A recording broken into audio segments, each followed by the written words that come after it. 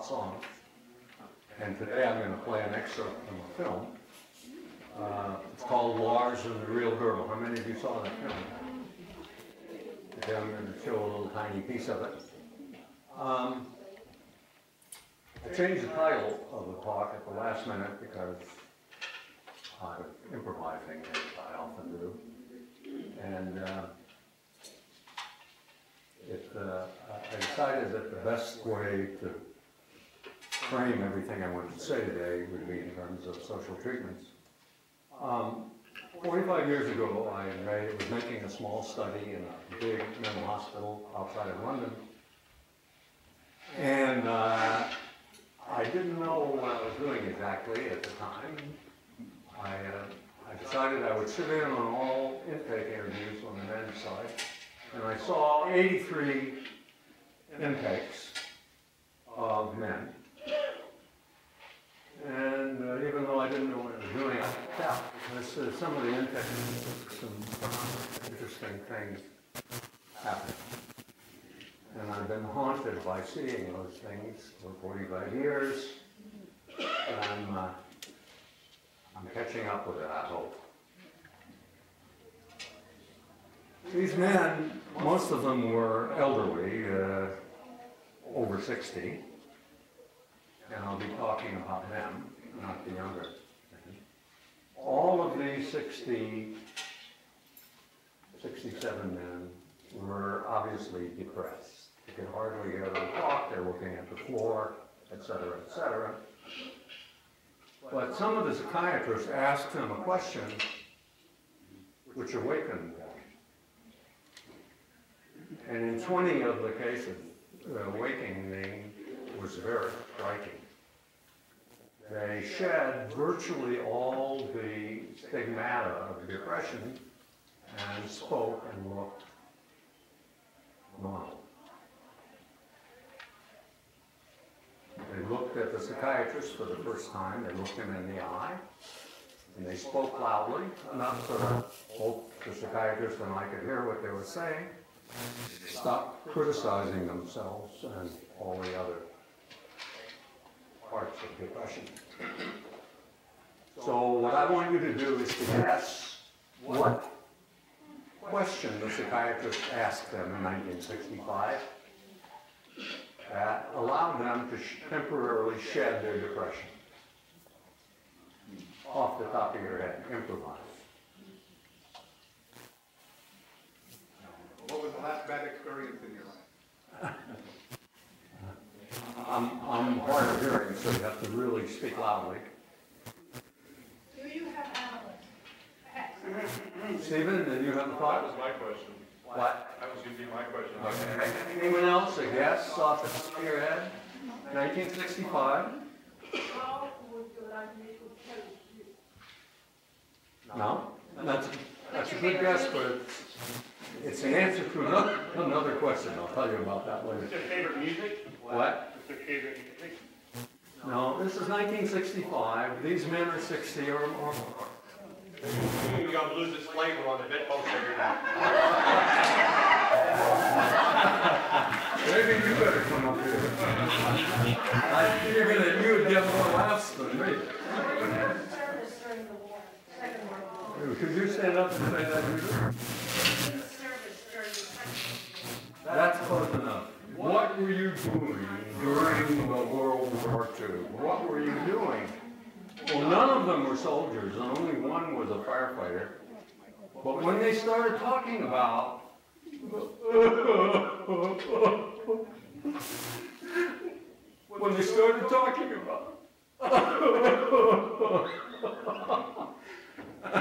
don't know if I'm going to get through this. It's very upsetting to me thinking about these men. When they started talking about what they were doing to help, mostly, during the Second World War, they were transformed.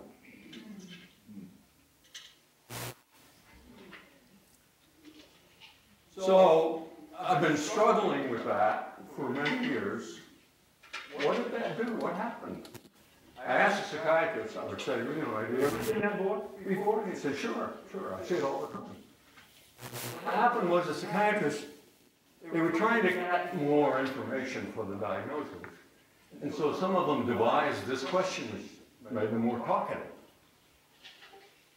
But inadvertently, they did something that was a healing. They asked a healing question.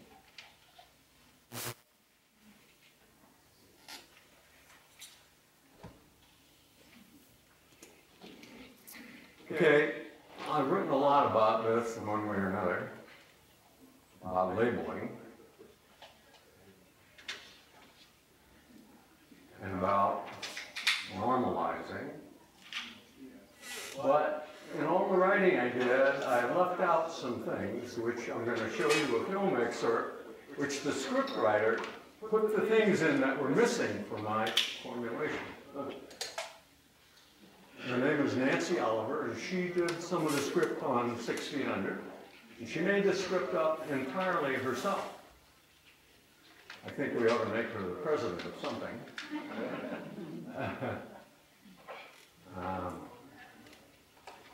The president of all mental health associations. So let's have a little excerpt here from about 30 minutes into the film. And I'm going to read what the doctor says to you, so don't worry about it if you can't hear it.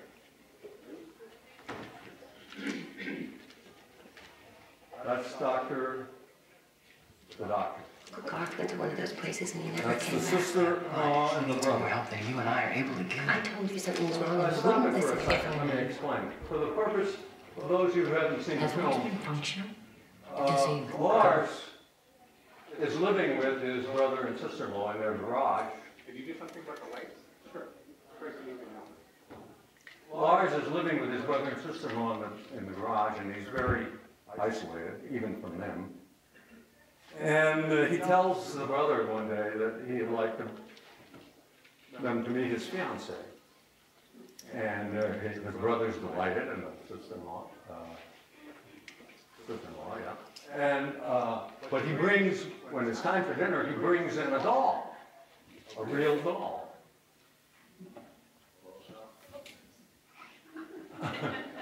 So, he brings in a real doll, and I almost fell off my chair laughing at the interaction, because they're so astounded that he's deluded. He has a delusion that this is a real person, the doll. And so they take him to the doctor to know what to do. And the doctor is going to tell him right now what to do. Why should dress himself? So far. Has he had any violent episodes? Oh, no, never. He's a sweetheart. He never even raises his voice. Okay. We gotta fix him. Can you fix him? I don't believe he's psychotic or schizophrenic. I don't think this is caused by genes or faulty wiring in the brain. So then what the hell is going on then? He appears to have a delusion. A delusion? What the hell is he doing with a delusion, for Christ's sake? We'll have to find out. Chances are he's been decompensating for some time. Because we didn't realize.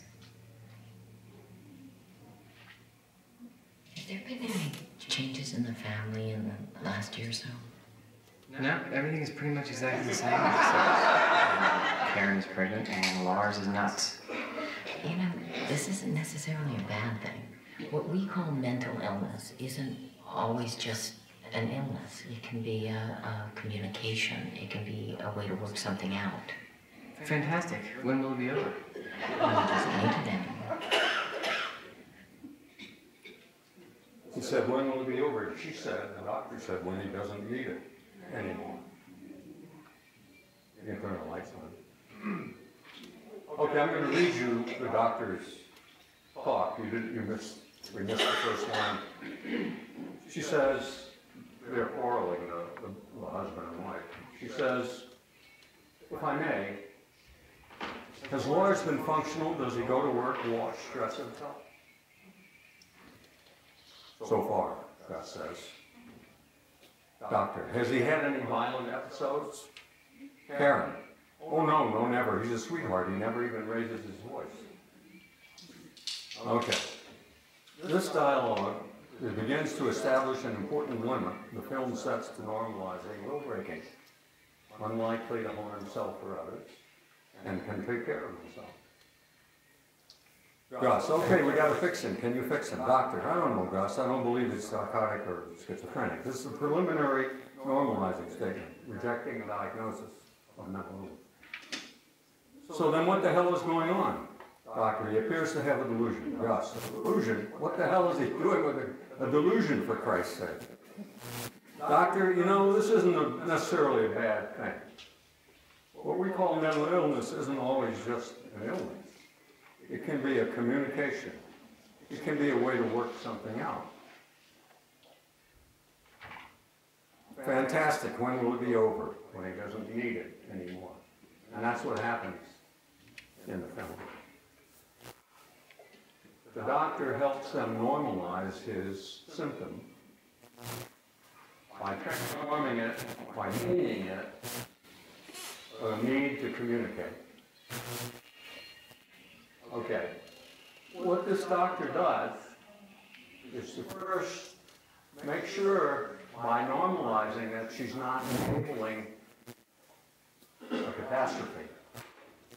He's not violent, he can take care of himself. She missed the question, though. What should she also have asked so that she won't be enabling? There's another question she left out. Nancy Oliver isn't 100% genius, she's just 99% genius. She should have said, what about drugs and alcohol? But she didn't. She missed a beat there. Okay. So, first, in order to avoid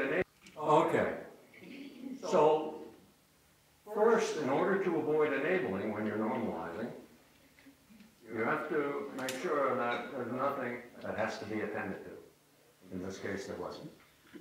And then the second thing she did, she renamed the phenomenon. She took it out of the language of illness and put it into the language of,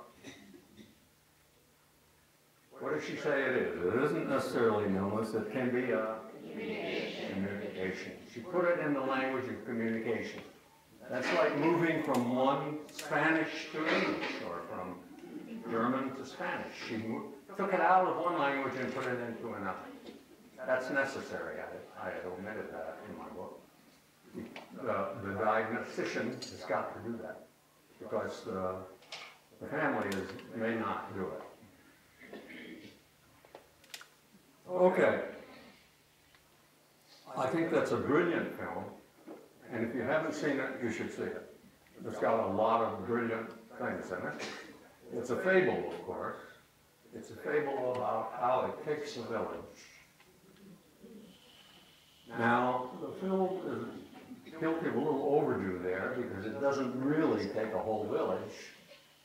There's a famous book by the author, I can't remember, 1999. It'll come to me, perhaps, tonight. While I'm putting my pajamas on. But he is interested in his brother's recovery. His brother was diagnosed as schizophrenic. And he's interested that his brother recovered fully, without drugs. And so he started investigating other serious cases of mental illness where it's full or almost complete recovery. And what he found, one thing, that in every case, there was at least one person who stuck with the afflicted person through thick and thin. At least one.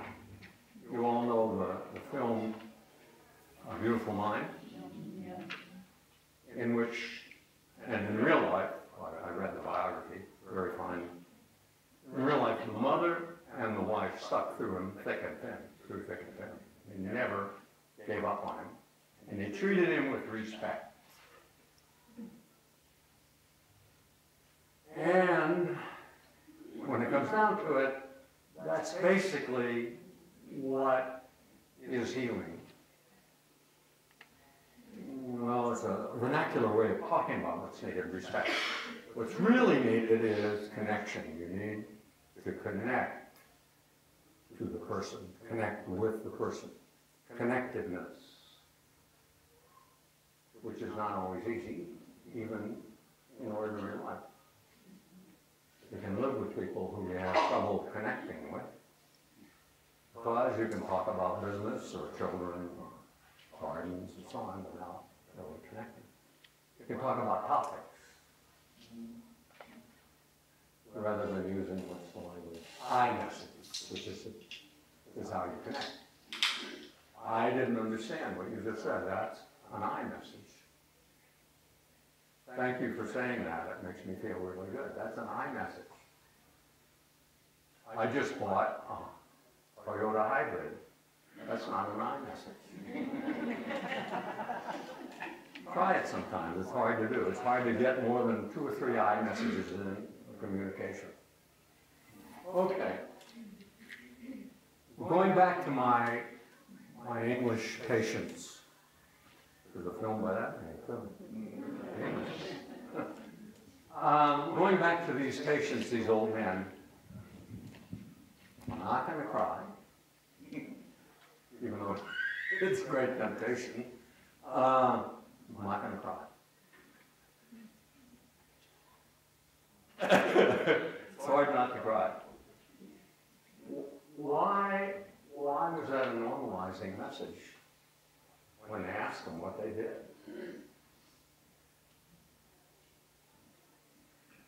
During the Second World War, why did that normalize them for a minute?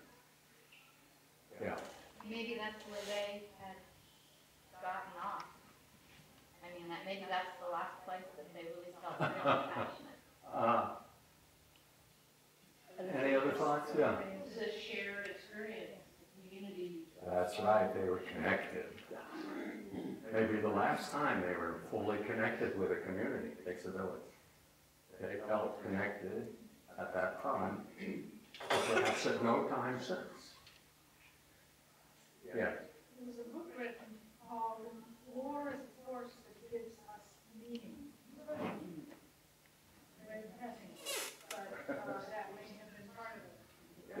Yes, in wartime, especially if you're under the gun like England was, being bombed, and in danger of invasion and so on.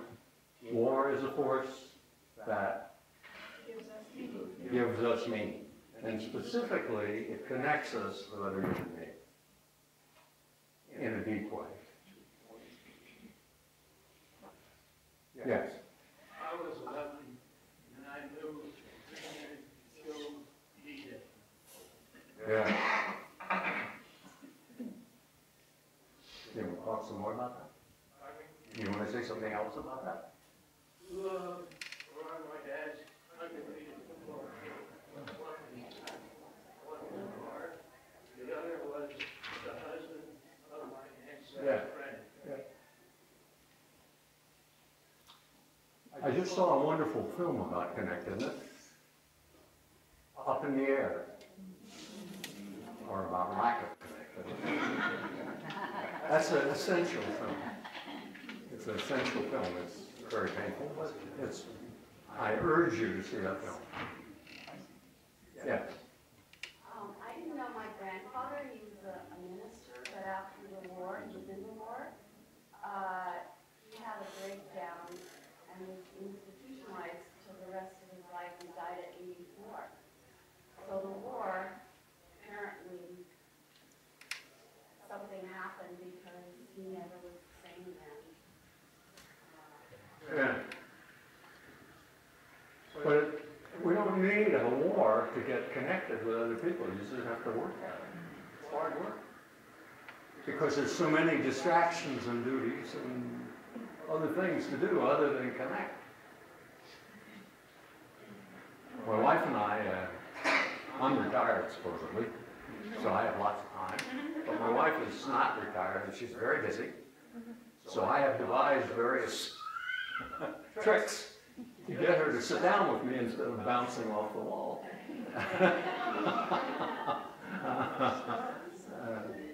Like playing cards is one way. Watching television doesn't really work to get connected to this television.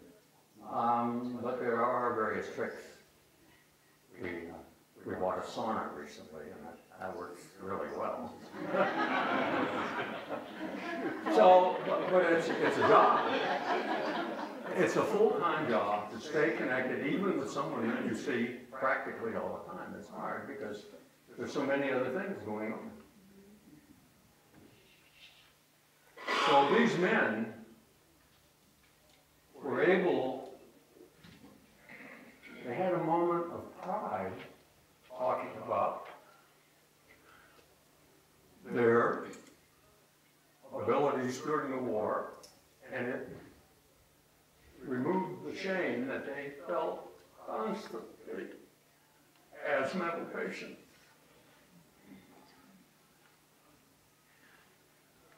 They've been swimming in a sea of shame.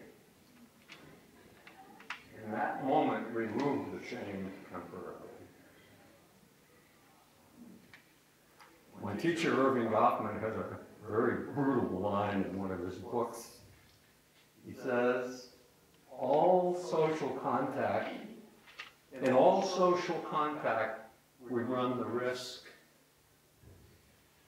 an appreciable risk of being embarrassed, and a slight risk of being deeply humiliated. What is really brutal about that line is he says, all social contact. Think about that. I've been writing about shame, embarrassment, and humiliation for about 30 years, but it's a hard sell. People don't want to hear about it. My colleagues, I've had colleagues say to me, what's all this about shame? I'm never ashamed. I said, lucky you.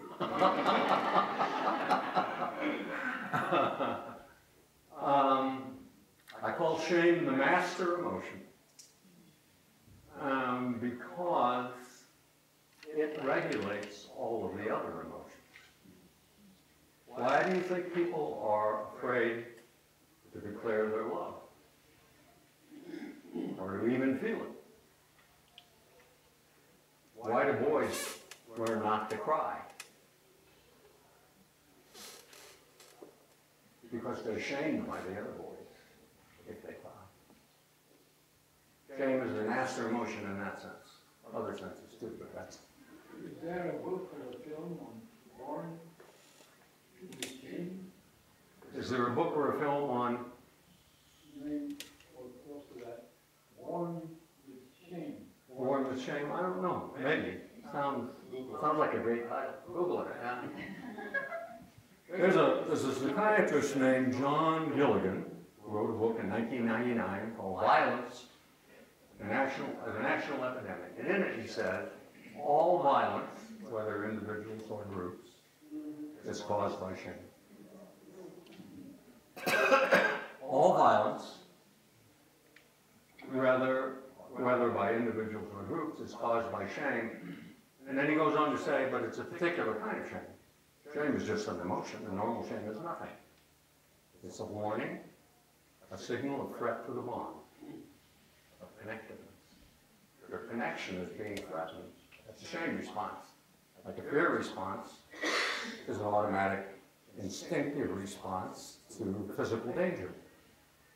I feel it twice a week when I'm driving on the freeway out to the university to go to my office. The way people drive, I feel fear. He says that it's secret shame that causes violence. So it's not normal shame, it's just as a brief signal. And I'm not going to go into that any further because I like to hear comments, objections, jokes, or recipes for your favorite dish. Yeah. Just a question, you obviously worked on exploring the word or the process of connection. Yeah. Have you distilled it to an essence at all in your Yes. life? What is it? You're not going to like it though, because nobody else likes it but me. The essence is, I know that you know that I know that you know that I know that you know. That's it. I'll give you an example from the film. The great film with Bill Murray called Lost in Translation. And there's a little moment, there's a lot of little moments in there that they're looking at. There's one little moment between him and this woman that he is connected with, not sexually, even physically, but they're connected.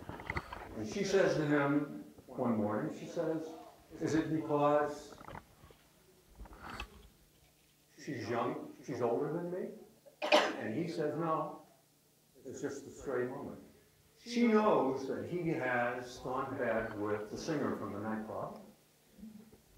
And she knows that she doesn't have to explain everything. He'll know what she's talking about. She knows that he'll know.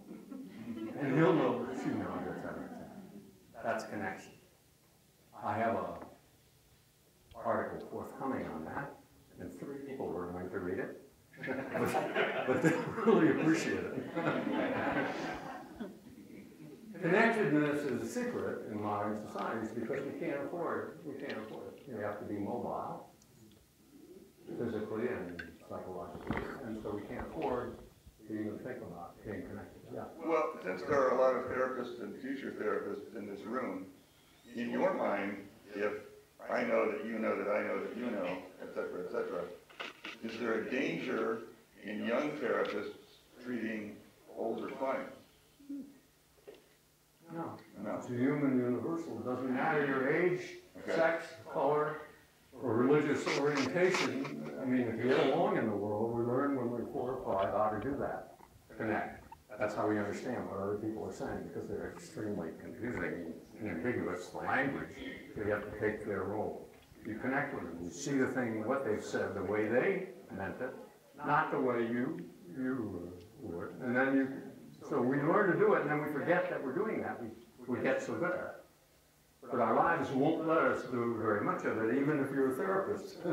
There's a lot of distractions from connecting with the patient, client, not only intellectually, but this is the hard part, emotionally. You feel what they feel, and that's very painful. It can be very painful. I have a whole book about that, too. How to feel strong feelings as a pleasure rather than a pain. It sounds like it ought to sell. But no one has ever heard of the book. It's called Catharsis and Healing, Ritual and Drama. And it's about what they call in the theater aesthetic distance, being in and out of a feeling. You want to feel what the characters in the theater, their feelings, but you don't want to forget that this is the theater and it's not you that's feeling them. So you feel safe. And that's what therapy is about. Feeling safe enough to feel things that you haven't wanted to feel before. It's all about emotions. Let me offer a prayer. Please remember that I said that. Therapy is all about emotion. Okay. Therapy is all about emotion. Okay. Questions, comments? Truth. If you ask someone to name the 7 dwarfs as an adult, there's one they always leave out. You know which one that is? Bashful. Bashful. Of course. Yeah. And the actual qualifier. Go ahead. I happened to have been in London and lived there for the summer of 1949. And the pride and the energy with which people spoke of the war years. I was making jam on this table, and we ended a long ladder across the street. Incredible. We had story after story with that.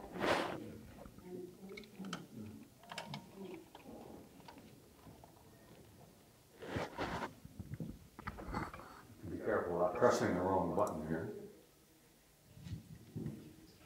Comments, questions? Yeah. So I'm wondering, what is it about being vulnerable in connecting that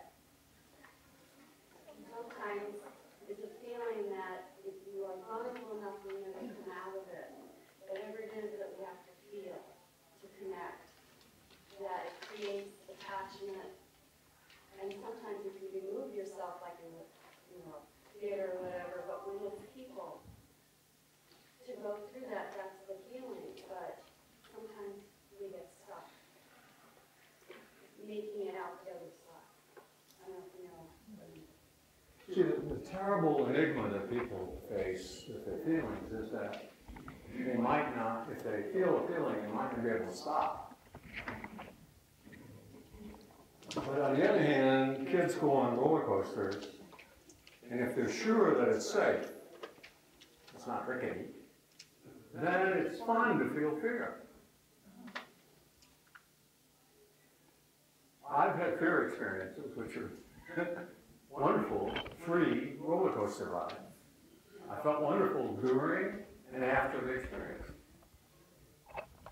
You never guessed what I was doing, what my body was doing during the experience. This is 1970. It was a mammalian experience. I was not only speechless, but my mind was blank. I was just doing a fear thing. What do you think it looked like? I'll give you a clue. If you had seen me, you'd think I was having an epileptic fit.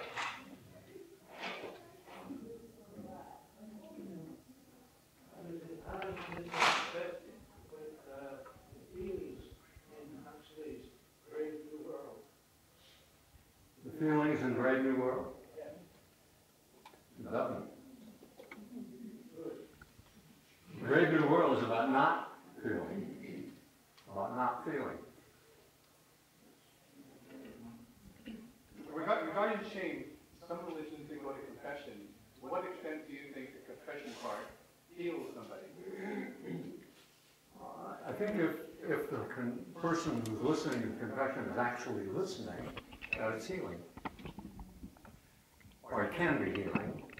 You see, it's not enough just to confess. You have to be reassured that you're okay.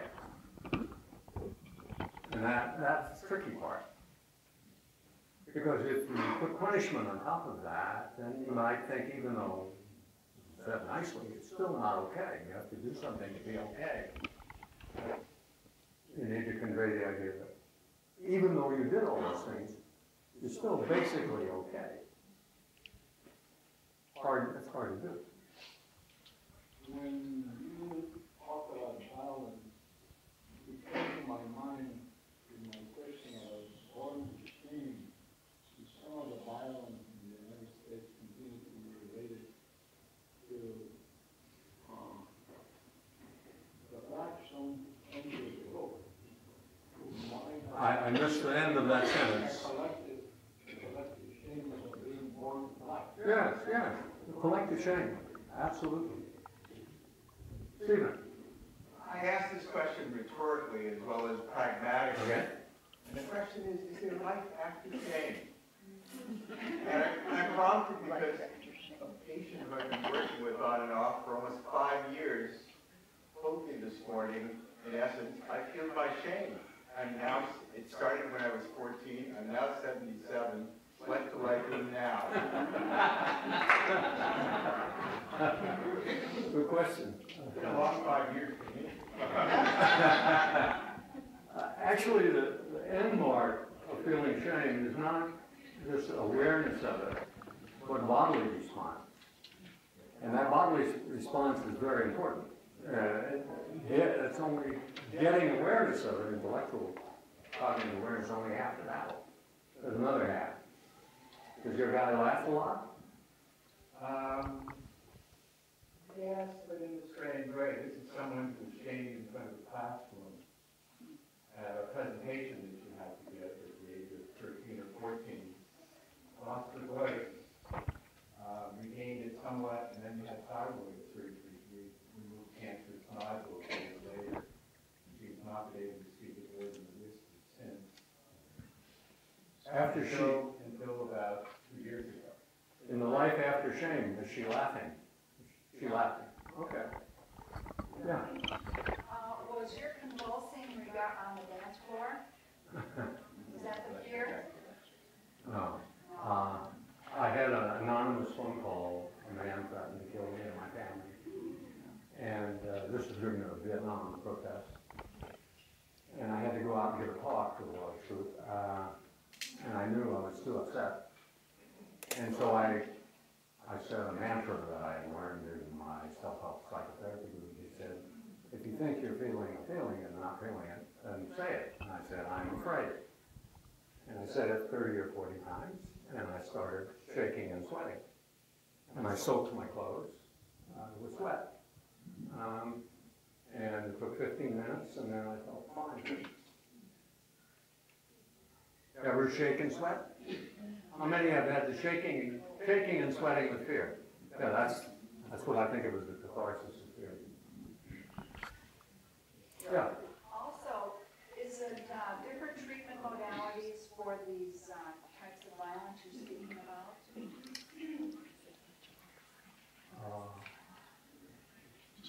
A little more. Tell me more.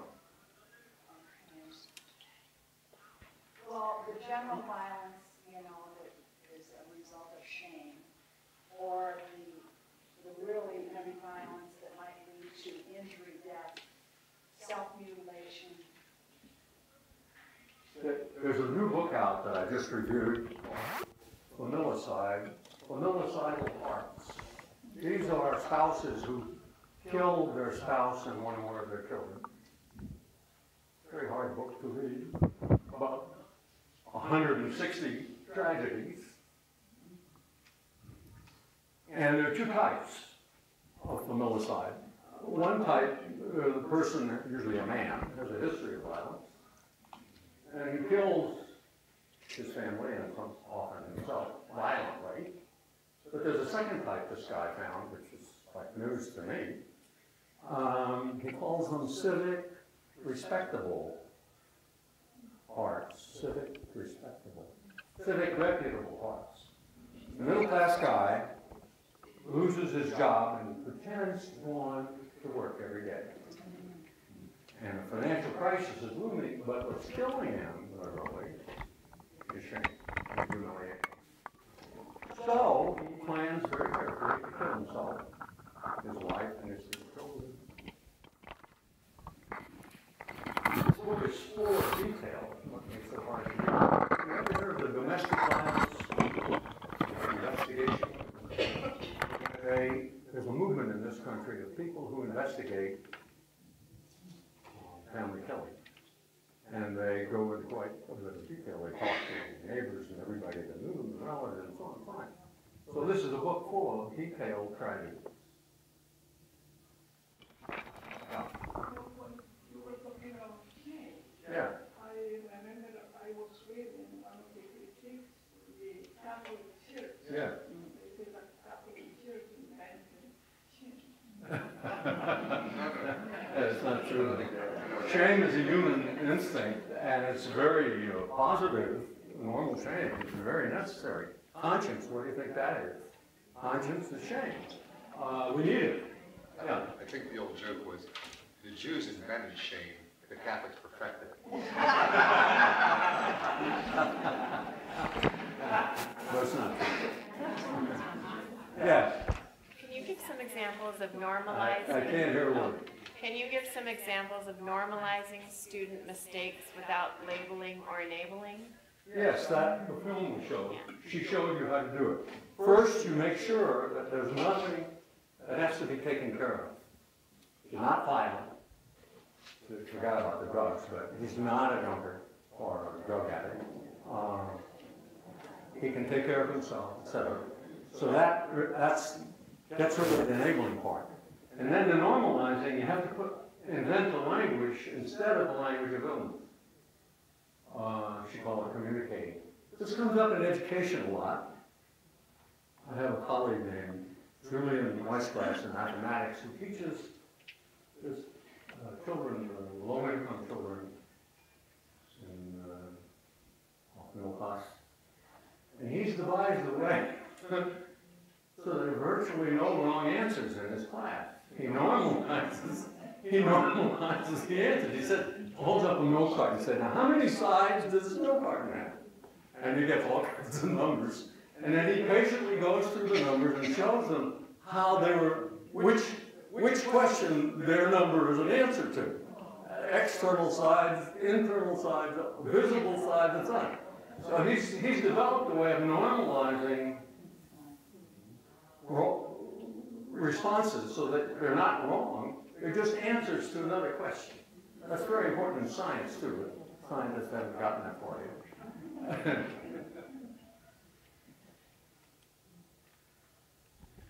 Patrick. I'm curious, getting back to distracting from connecting. Since it's all an inside job, we're all needing to.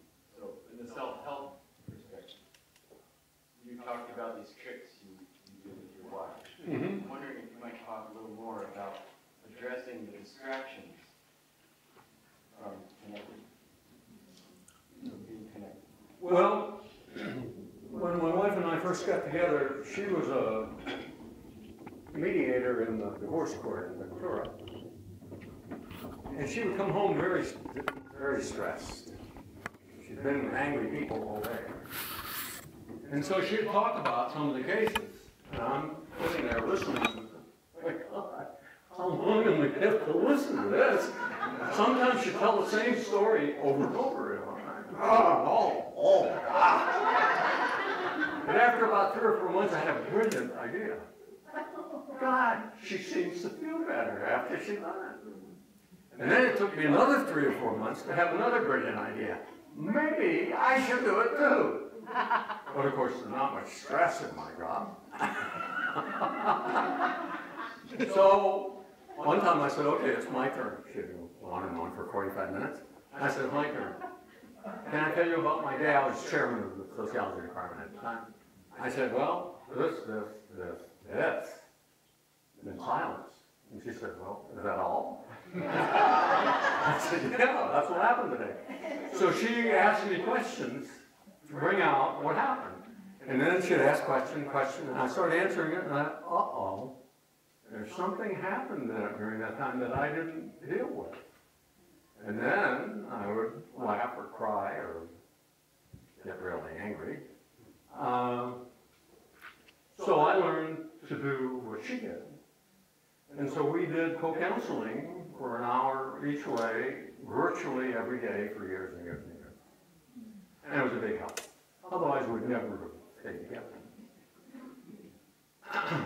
Did that answer your question, or you want to know? Well, maybe I do want a little more. Like, what about like in our day, during the day, while you're driving, while you're at work? I noticed walking here from after I parked, there's just people on the sidewalk, and I didn't know anyone, and there's a construction site behind the parks and all of the sound, and it occurred to me there's so many people and nobody's really connected. So when you said that, I felt moved, and I'm wondering about. I also watched the movie Avatar again last night, and I think it has a wonderful point about the importance of being connected and interconnected. And I'm interested in talking about fleshing out the details of and the minutia of connecting on subtle levels. Okay, there's one minutiae you should know about that I didn't mention. In family systems theory, there are 2 kinds of disconnection. One kind is called isolation. You know, what do they call it? Far. But disengagement. I think isolation. But there's another kind of alienation, which is too close. Fusion, they call it, engulfment. And when you give up vital parts of yourself to be close to the other person, in traditional marriage, the wife is supposed to turn off her anger, which is a terrible idea, and her intelligence to be loyal to the husband. Doesn't work. Engulfment is painful and destructive, just like isolation. So you have to be careful going both ways. Harry Stack Sullivan said that in love, you are into your loved object as much as yourself, and then this is the part that nobody reads. No more, no less. You can go too far and be too close. So it's a tricky balance.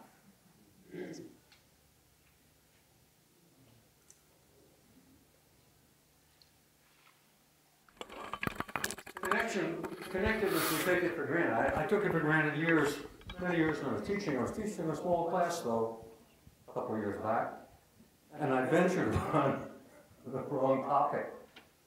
Is your question? I like questions. I said, today on topic. Is your question? I like questions. I said, today we're talking about genuine love. And they disengaged. They cut me off. And I didn't know what to do. I felt like I was choking to death. And finally I said, what's wrong? Talk to me. And another long wait, can't breathe.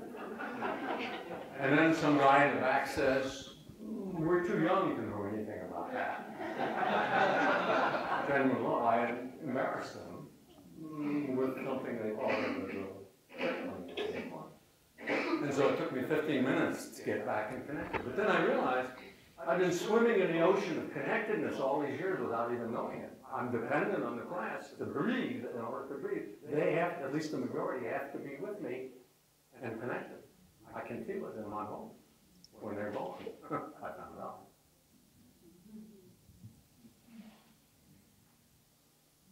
How are we doing, Craig? All right.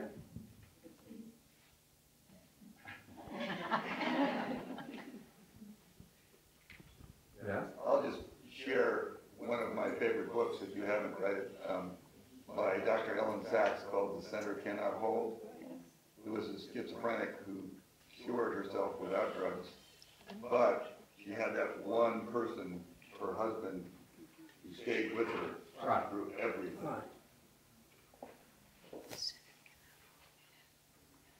Yeah. Alan. Launch Disgrace with John Malcolm.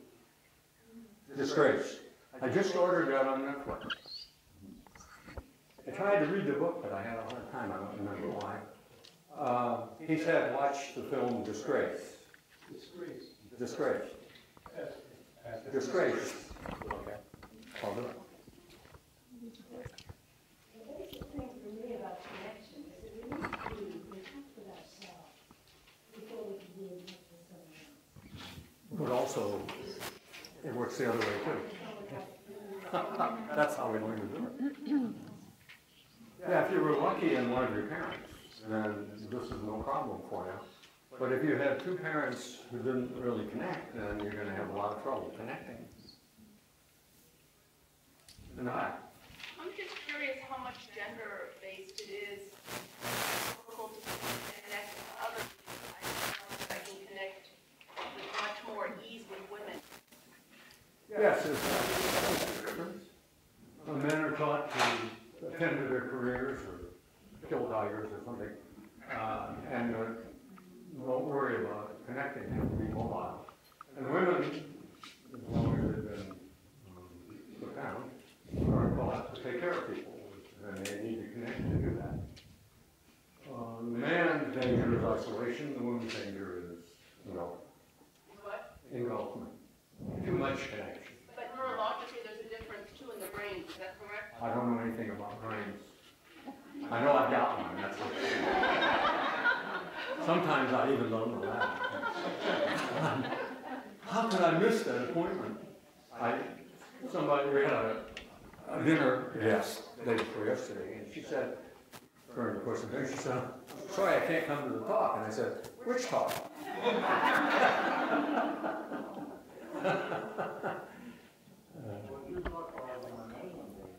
What? We talk about the mammalian. Mammalian, yeah, there's a mammalian. Limbic signals that we send out. But that's attachment. Limbic symbols are attachment. That's different than connectedness. I think that love. Seems to be that you have that brain also. Yeah. So you can Yeah. get it. We have three brains. Some my wife told me once, and two of them were very ancient. The cerebral brain is very fancy and complicated, but we spend too much time in it. That's trouble. 50 years ago in Finland, there was a study on violence and low cholesterol. For violence, they selected only known homicidal inmates, and for cholesterol, they took 130 or lower, and they thought they found a correlation. And they come with it. Well, I'm a little skeptical about yours from Finland. I've done a lot of talking in Canada, and I feel connected with audiences in Norway, Sweden, and Denmark. But Finland is another story. I can't connect, or they can't connect, or something, or maybe they don't like hearing about emotion. They don't have to get rid of it. Yeah. All the present gurus are talking about. Yeah. It's that No, presence is being connected. See, we have lots of ways of changing the subject with emotion. It was an awkward moment for me. What? It's not me that's embarrassed, it's the moment that's awkward. Now, English language is a beautiful thing for confusing emotions and social relationships. So people don't talk directly about connectedness. They call it intersubjectivity. Think about that.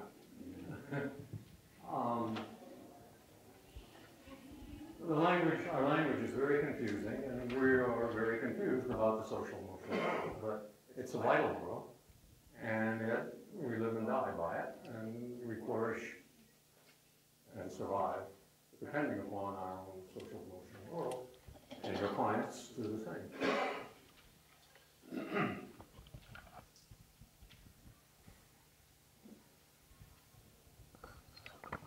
We think that we are keeping our own presence, that we invite the other to connect.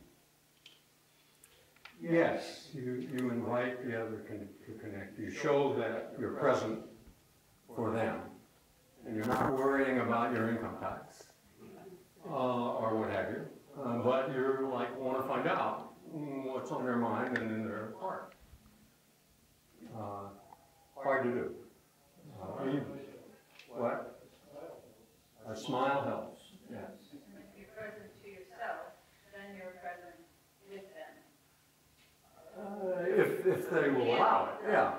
Yeah, but being present with yourself is difficult too. You know, I try to meditate, but it's hard for me to be present with myself because I got so many schemes going on, you know, and I feel like I'm a failure as a meditator, even though I can be present sometimes when it counts.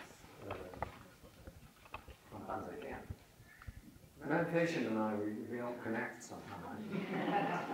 My wife goes on 5-day retreats where they do nothing but meditate, no talk. I'd rather take my own life. I was joking. But I couldn't make it for 5 hours, much less 5 days. But she does it. She likes it. She gets a lot out of it. You know, they are talking more and more that meditation can be anything.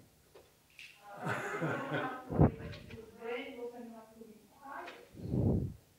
But only you have to do it as it comes. Okay. And by that definition, I'm a meditator.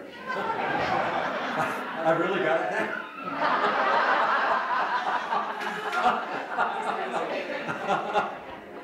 Do you think shame is a primary emotion? I think it's the master emotion in that it controls anger, grief, fear, pride. Pride is a very important emotion. You can hardly talk about it in modern languages. Genuine pride. Love. Joy. And we are ashamed as children, or we see the examples of our parents and siblings being ashamed or feeling ashamed when they feel certain things or act certain ways. So it's very hard to deal with. So in that sense, I think shame is the most hidden emotion. I guess I was getting at, is it an emotion or a combination of an emotion and a cognition? Emotion and a... Cognition. No, Or I see it. several emotions. That's, the smart money is betting that it's a combination of cognition and emotion. But you see, I've had emotional experiences in which I was mindless. There's no cognition before or after. So it's hard for me to buy that, the combination. I think shame is bodily preparation to laugh, to have a good laugh. And it's going to stick there with you, no matter how much you talk about it, until you also get that laugh, get rid of the lamina of bodily preparation. I think men are full of bodily preparation to cry, lamination after lamination. You see 3 Olympic athletes, all men, they're up on their podiums, and they've got these big old gold Olympic medals for winning the mile, and they're all 3 crying. What are they crying about? I call it the backlog. They haven't cried in 20 years, so they got a lot of backlog and a lot of lamina. And if they don't do it, they're going to die before the average woman, because women do a little better with grief, fear, and not with anger. Anger is killer too.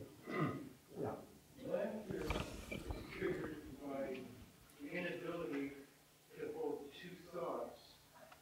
That's the cognitive part that can lead, that can stimulate the body to prepare to laugh. Yeah. If you don't, if the moment you felt lost, if you had a good cry, a distant cry, you wouldn't feel sad. Fleeting. Sadness is the body's prepared to cry, but it doesn't. You don't let it cry. I've overcome that mostly, as you noticed. I can cry in the drop of a hat, and it gets my kids exasperated. I'm in the theater room, and in the end, I hear this fool break out with a screech and start crying, and I'm looking around, who is that? And my kids have moved away completely. It's me!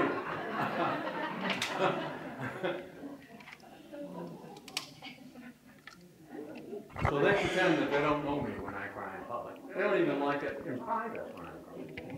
They think it's something they did wrong. They don't know who I am. Are they embarrassed? What? Are they embarrassed by your cry? Yeah, they're embarrassed. They're embarrassed. They think their dad is... Right. Shame comes in, it seeps into our pores everywhere. Very, in a group, in a social group, shame is endemic. Especially if you don't deal with it. If you have a good laugh when it happens, silly and laugh at yourself, not at other people. That's another kind of laugh. That's an anger laugh. If you laugh at yourself, basically, then you finish with no laugh.